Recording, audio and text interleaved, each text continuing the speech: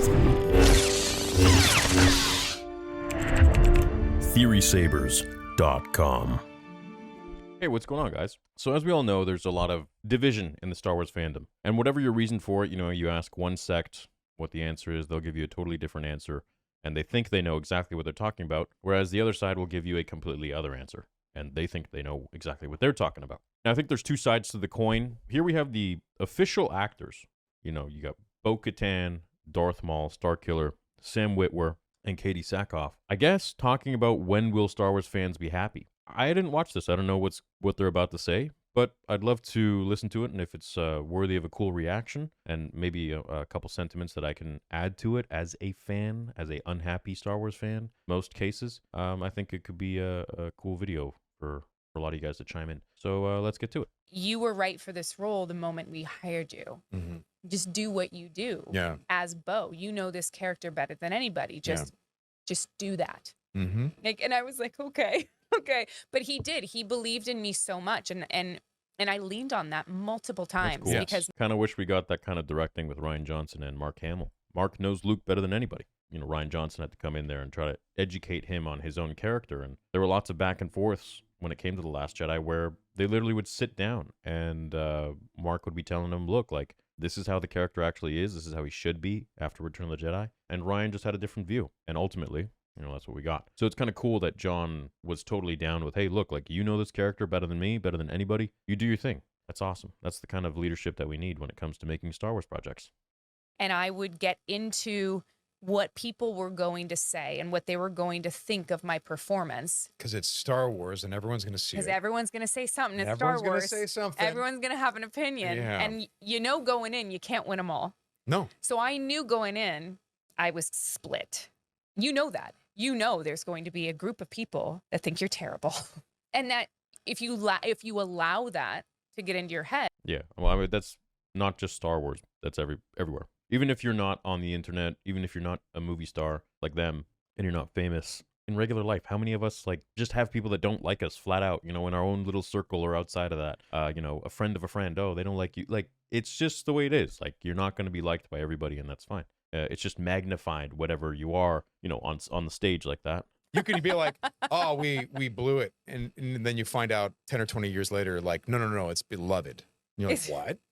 My buddy David Collins, who is the I don't really agree with that. I think that's just with the prequel trilogy, which was, I would say, loved by a lot of people. I know Sam, in an interview that I had with him years ago, when he saw the prequel trilogy, him and his buddies were all like, what is this shit? And then he was like, hold on, George Lucas made this. I have to actually kind of lock in and kind of see what is he going for? Sam obviously is a huge fan of George and wanted to really see things from his point of view and be like, no, there's more to this than, what people are just kind of shooting down. I don't think you can say that to all the Star Wars projects after George. The sequels, Last Jedi, which I've heard Sam Witwer even talk about and expose in his opinion, how it's just not Luke, and Rian Johnson didn't do his homework. As time goes on, in 20 years, I think unanimously people will probably dislike the sequel trilogy even more than today. But I guess time will tell. Because, you do these Star Wars projects, and certainly around the prequels, suddenly everyone was sounding off about how they felt about Star Wars. Oh, it's George Lucas ruined my childhood, stuff like that.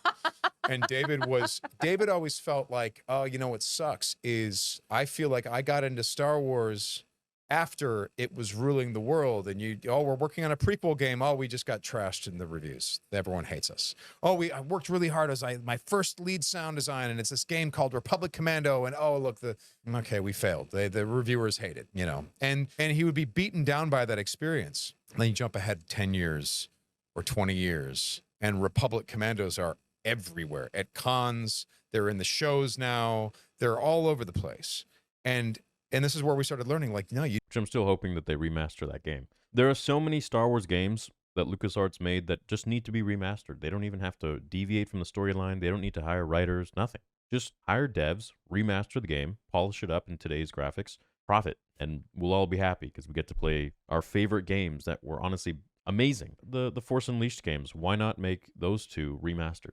Remaster everything. The audio, the music, the visuals. I don't think it would be anything difficult. I'm sure they could do it, and I don't think it would cost them all that much money either. You already have the fan base. It's already a loved product. It's already still making sales to this day, however many years later. Just revamp it. Super simple.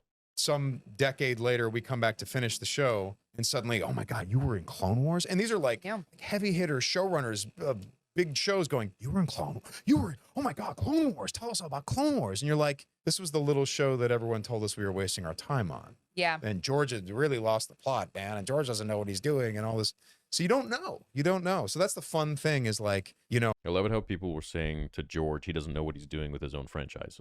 I will never get over that. I think that's just the most ridiculous shit ever. You seem to be escaping unscathed even now. So I think in the 10 or 20 years, they'll hate me. It's going to be no. They generally only they don't go with that. They doesn't generally fall into They don't go the other direction. Fine. I think Thank you're fine. God. I don't think anybody hated Bo-Katan in The Mandalorian at all. I think everyone loved her. I loved her. I thought she was great. I was confused why they focused so much on her on season 3. Definitely they deviated from Mando and Grogu. That episode with Jack Black and Lizzo was just waste of time, stupid. The whole season in general, I think, was just a miss, for me at least, and a lot of the people that I've spoken to and kind of the rhetoric I've seen online. I'm not sure what happened there with season 3. It almost feels like John wasn't really in charge with whatever was going on, but I guess we'll never know. Maybe we will. I don't know. But as for when will Star Wars fans be happy, I thought this would maybe lead to somewhere else, and they'd kind of hit it more on the nose with, the public just being overall unhappy. And I have to say to that, to answer kind of my own question, is we'll be happy when they start to really focus on great characters again and focus on telling the story of Star Wars and the magic of Star Wars. Because if you go back and watch the first 6 films, you feel that magic with the music, the way that it cut, the way the acting was, the story progression, the character progression. It was very focused on characters and their overall path. And I think that that's something that doesn't really happen very much today. You don't have much character progression in any of the sequel trilogies. I'd say probably the most compelling character was Kylo Ren. And really all of this divisiveness starts with the sequels. We still haven't recovered from the sequel trilogy, what they did to Luke Skywalker, and all of the other stories that went in there with, Han Solo, and then there's the little shit, like, Leia hugging Rey and not Chewie, and, little stuff, oversights. And that's what happens when you have people who are not these two creating Star Wars. I think these two would have created a much better sequel trilogy than what was given to us. And that's because, they're passionate about Star Wars, but they also get it. I feel like they understand where it comes from because they worked with George. And I think that's the missing link, is that if you have someone that never worked with George, then you start to have a project that does not feel like Star Wars. And the further away you deviate from that, where you start to have people like Leslie Headland who shit on George Lucas and call Star Wars misogynistic and the patriarchy and all this and that other bullshit, then you really get a project that's going to be unanimously hated because you're comparing it to a certain standard of what George Lucas Star Wars is. And at the end of the day, Star Wars is George Lucas Star Wars. It'll never be Disney Star Wars. It'll never be. So we have to continue along the path that George created and tell the stories in the same style of storytelling that George created, which is nothing out of the norm. It's just character progression, it's focusing on themes, and it's family values. That's all it is. And redemption. That's really all Star Wars is at the end of the day. You have that, you have those themes underlying the very, I would say, exoskeleton of lightsabers, the Force, and space, cool space stuff, and sci-fi. And you have Star Wars. You have a beautiful Star Wars story. So I think, Star Wars fans will be happy when they do get great Star Wars. I mean, look at The Mandalorian Season 1, The Mandalorian Season 2, The Clone Wars Season 7, except for the Martez sisters crap. What else? Boba Fett was a bust. Mandalorian Season 3 was a bust. Andor was exposition, essentially. What am I missing? Obi-Wan Kenobi. I've already forgotten about it. The Reva show. And then The Acolyte. That's not even canon. That's not Star Wars. It doesn't exist. So there's a lot of things that they need, to hit or miss. And it just depends on, if you look at it, what's the common denominator with the good ones? Well, Jon Favreau, Dave Filoni, but then, you get stuff like Boba Fett. I think this is what happens when you get Jon Favreau running a show, but having somebody else other than Filoni or himself directing it. I think that is kind of when it starts to go to shit. I feel like on The Mandalorian, he's much more hands-on. I don't know what happened with the Boba Fett show. I think he was producer or something like that, but he needs to be bro needs to be literally hands-on as much with other shows that he's given as he is with The Mandalorian. Season 1 and 2. I feel like Season 1, they literally gave him the reins, and they're like, all right, well, let's see what you do with it. and it was great. Season 2, I feel like there were probably more cooks in the kitchen, but he still had a lot of directive power. Season 3, I don't know, people were like, this is a cash cow, we're now all going to get in this, we're going to make changes, deviate, blah, blah, blah, and then it just went to shit. And then you got dumb choices like Jack Black and Lizzo, and just making it a comedy at that point. You're taking away from the story and putting these pop culture stars in there who I don't think have any place to really be in Star Wars, but at least if they do, have them play a different character than the same character that they play in every single freaking movie that they get paid millions of dollars for, which is just the typical goofy, satirical, sarcastic, slapstick comedy kind of role that Jack Black always plays. There's like no depth to his acting. It's just the same dude, same character, nonstop all the way through. There's nothing ever else there. So, when you get somebody like that playing that, there's no range. So people are obviously going to be like, what is this shit? This is just Jack Black. This isn't Star Wars. This isn't some character that he's supposed to be. It's just Jack Black.